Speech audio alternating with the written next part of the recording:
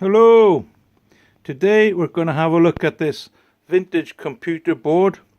We've already seen that it's failing on its memory test. You can see these little LEDs here. It's failing on its RAM test.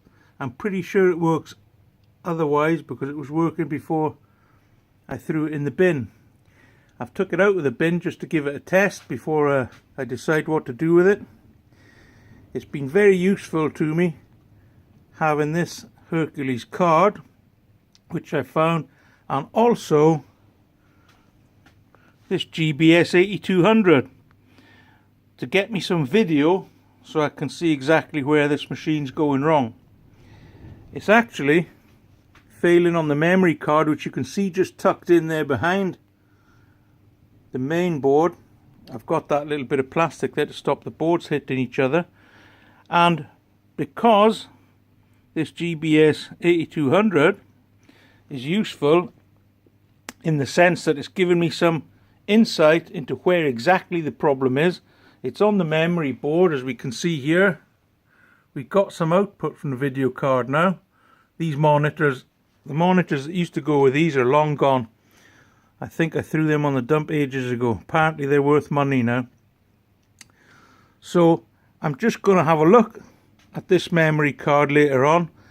Unfortunately, it might be the dip switches that are set wrong. There's some dip switches that you can just see in there on the memory card itself. More importantly, there's dip switches here. I think this is an XT clone, so these dip switches should be easy to get the information on, I hope.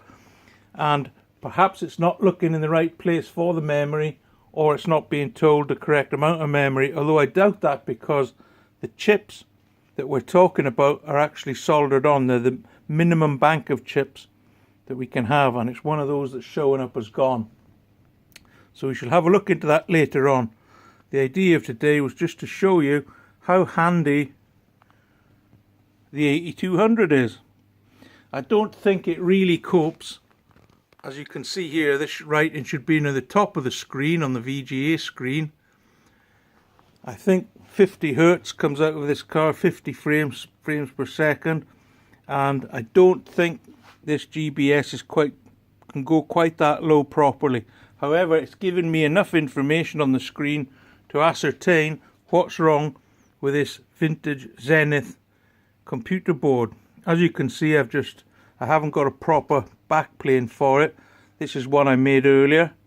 I just knocked this one up, put in a bit of rudimentary power supply to get it all cranked up, and there we go.